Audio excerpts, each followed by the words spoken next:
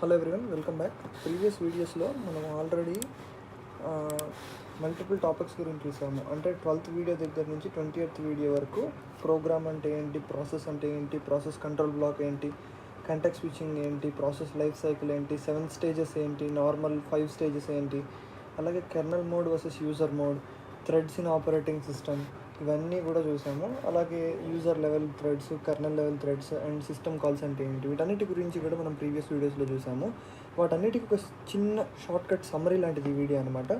And summary videos maybe నా ఉద్దేశంలో అయితే మీరు సపరేట్గా ఈచ్ టాపిక్ చూస్తున్నారు చాలామంది, సమ్మరీ వీడియోస్ అంతేమీ కాన్సన్ట్రేట్ చేయట్లేదు. కాబట్టి దీంతో సమ్మరీ వీడియోస్ ఆపేయటం చేద్దాము. సో నెక్స్ట్ వీడియో ఏమైనా అవసరమైతే కనుక సమ్మరీ చేస్తాను, లేకపోతే కనుక సమ్మరైజ్ ఏం చేయను. సో బేసికల్లీ ఆల్రెడీ మీకు ఈ టాపిక్స్ అన్నీ కనుక మీరు ఒకే వీడియోలో చూడాలనుకుంటే కనుక సింపుల్ సమ్మరీ అనమాట. మరీ అంత ఇన్డెప్త్ ఎక్స్ప్లెనేషన్ ఇవ్వను, జస్ట్ ఒక రీక్యాప్ లాగా ఈ వీడియో అయితే మనకు వస్తుంది. మీరు మధ్యలో ప్లేలిస్ట్ అనేది కంటిన్యూస్గా చూడకుండా మధ్యలో ఎక్కడైనా ఆపేశారనుకోండి, అప్పుడు ఈ సమ్మరీ వీడియో చూస్తే మీకు మొత్తం మెమరైజ్ చేసుకోవచ్చు అనమాట. బేసికల్లీ సెట్ ఆఫ్ ఇన్స్ట్రక్షన్స్ని మనం ప్రోగ్రామ్ అంటాము, అండ్ సెట్ ఆఫ్ ప్రోగ్రామ్స్ని సాఫ్ట్వేర్ అంటాం. అండ్ ప్రోగ్రామ్ అంటే మీకు ఎగ్జాంపుల్ చెప్పాలంటే ఆడియో ప్లేయర్స్, ఎంఎస్ వర్డ్స్, ఇలాంటివన్నీ కూడా. ఎంఎస్ వర్డ్ అనేది సాఫ్ట్వేర్ అనమాట. ఆడియో ప్లేయర్ కానివ్వండి, .exe అని ఉంటాయి చూసారా, ఇవన్నీ కూడా ఏంటంటే ప్రోగ్రామ్స్ అనమాట. .c, .java ఇవన్నీ కూడా ప్రోగ్రామ్స్. ప్రాసెస్ అంటే ఏంటంటే .exe అనేది ఒక ప్రాసెస్ అనమాట. సో ఏ ప్రాసెస్ అనేది ఏంటి అంటే a program when executed is called process. And program అనేది ఒక సింపుల్ డేటా ఆర్ ఇన్స్ట్రక్షన్స్ అనమాట, నీడ్ టు బి ఎగ్జిక్యూటెడ్. అంటే ఇప్పుడు ఒక సెట్ ఆఫ్ డేటా ఆర్ లేకపోతే సెట్ ఆఫ్ ఇన్స్ట్రక్షన్స్ని మనం ప్రోగ్రామ్ అని అంటాం. అన్నిటిని కలిపి ఒక్కొక్క ఇన్స్ట్రక్షన్ లైన్ని ఒక్కొక్క లాంగ్వేజ్లో ఒక్కొక్క రకంగా పిలుస్తారు. ఈ .java ఫైల్ని ప్రోగ్రామ్ అంటాము. And when it is ready to execute then it is a process అనమాట. సో ఇక్కడ ఇది వచ్చేసి ప్యాసివ్ ఎంటిటీ ప్రోగ్రామ్ అనేది, దాని ఎగ్జిక్యూషన్లో ఏముండదు. And when it becomes active it is a process.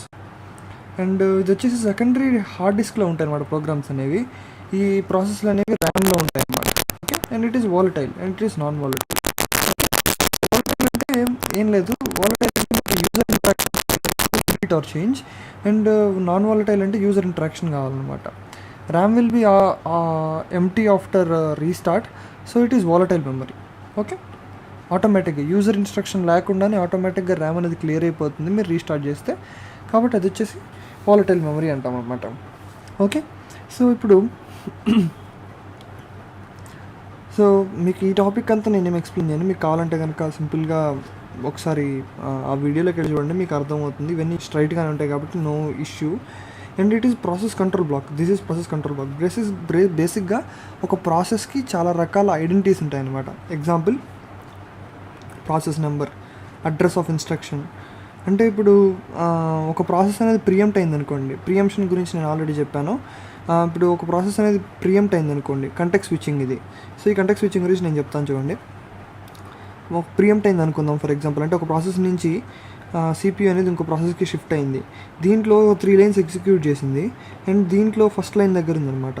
So ఇప్పుడు ప్రోగ్రామ్ కౌంటర్ అనేది 3 అవుతుంది, థర్డ్ లైన్ ఎగ్జిక్యూట్ అయిపోయిందని. అండ్ ఇది వచ్చేసి 1 అవుతుంది అనమాట. ఎక్కడైతే ఎండ్ అయిపోయిందో అది ప్రోగ్రామ్ కౌంటర్ అనమాట. And registers, memory units, list of open files, ఇవన్నీ కూడా ఒక ప్రాసెస్కి సంబంధించినంత వరకు ప్రాసెస్ కంట్రోల్ బ్లాక్లో ఉంటాయి. అండ్ ఒక్కొక్క ప్రాసెస్ కంట్రోల్ బ్లాక్, ఒక ప్రాసెస్కి ఒకే ప్రాసెస్ కంట్రోల్ బ్లాక్ అనేది ఉంటుంది. And if there are n process then n PCBs ఉంటాయి అనమాట. ఇది మీరు జాగ్రత్తగా గుర్తుపెట్టుకోవాలి. ఒక్క ప్రాసెస్కి ఒక్క ప్రాసెస్ కంట్రోల్ బ్లాక్ మాత్రమే ఉంటుంది అనమాట.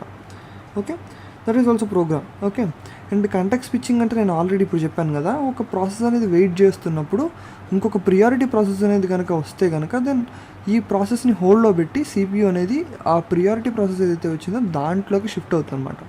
సో అది కాంటెక్స్ట్ స్విచ్చింగ్ అనేది. మీకు కాంటెక్స్ట్ స్విచ్చింగ్ ఇవన్నీ ఇన్ డీటెయిల్ కావాలంటే కనుక ఒకసారి వీడియోస్ చూడండి, మిగిలిన వీడియోస్ ఏవైతే ఉన్నాయో.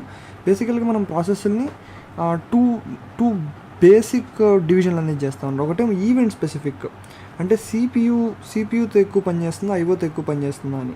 అండ్ ఇంకోటి వచ్చేసి నేచర్ బేస్డ్, ఇండిపెండెంట్ కోఆపరేటివ్ అని. ఇండిపెండెంట్ అంటేనేమో no external factor to trigger using calling calculator. ఇప్పుడు క్యాలిక్యులేటర్ అనేది కాల్ చేస్తే ఇంకా ఏ ఎక్స్టర్నల్ ఫ్యాక్టర్ అక్కర్లేదు, నువ్వు కాల్ చేయటం ఒక్కటి సరిపోద్ది.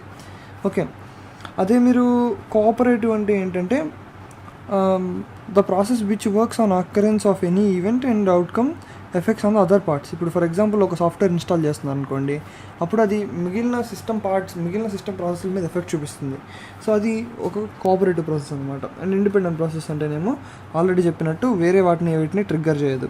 అండ్ సిపియూ బౌండ్ ప్రాసెస్ అంటే సిపియూ దగ్గర ఎక్కువ టైం అనేది స్పెండ్ చేస్తే కనుక అది CPU bound process. Example games, software installation ఇవన్నీ. ఐఓ బౌండ్ ప్రాసెస్ అంటే ఏంటంటే majority of the time IO device మీద, ప్రింటర్ మీద కానీ లేకపోతే ఇంకొక ఎక్స్టర్నల్ డివైస్ మీద డిపెండ్ అయ్యి అది ఐఓ బౌండ్ ప్రాసెస్ అనమాట. ప్రాసెస్ లైఫ్ సైకిల్ ఆల్రెడీ నేను మీకు ఎక్స్ప్లెయిన్ చేశాను. 7 స్టేజెస్ని ఫస్ట్ నేను ఎక్స్ప్లెయిన్ చేయలేదు, ఓన్లీ 5 మేజర్ స్టేజెస్. అండ్ ఈ చివరి 2 స్టేజెస్ అనేవి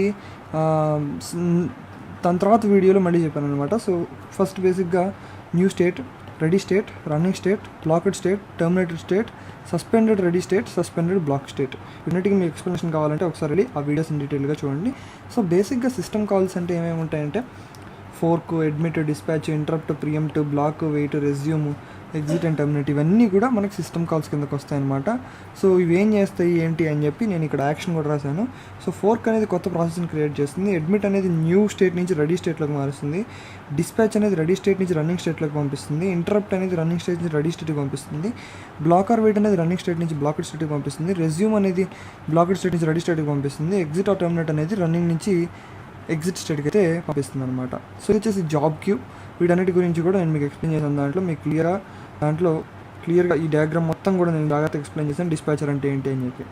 సో మనకి 2 టైప్స్ ఆఫ్ మోడ్స్ ఉంటాయి, ఒకటి user mode and kernel mode. User మోడ్లో రన్ అయ్యేవి దాని యొక్క మోడ్ బిట్ అనేది 1 ఉంటుంది, అండ్ కెర్నల్ మోడ్లో మోడ్ బిట్ అనేది 0 ఉంటుంది అనమాట. ఎందుకు ఈ 2 మోడ్స్ అంటే బేసిక్గా ఒక యూజర్ ఎవరైతే ఉన్నారో వాళ్ళు సిస్టమ్ సాఫ్ట్వేర్కి సంబంధించిన పర్మిషన్స్ కానీ వీటన్నిటిని మార్చేస్తే ఆపరేటింగ్ సిస్టమ్కి దీని చాలా ఇష్యూ అవుతుంది. సో కెర్నల్ మోడ్లో మోర్ నెంబర్ ఆఫ్ ప్రివిలేజెస్ ఉంటాయి అనమాట.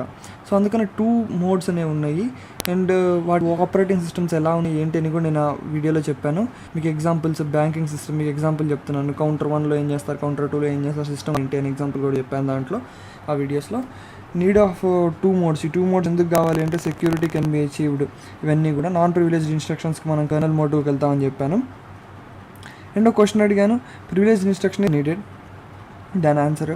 అండ్ మీరు ఒకసారి పాజ్ చేసుకొని ఈ క్వశ్చన్ చదవండి, మీకు ప్రివిలేజ్ ఇన్స్ట్రక్షన్ ఎందుకు కావాలనేది అర్థమైపోతుంది అనమాట.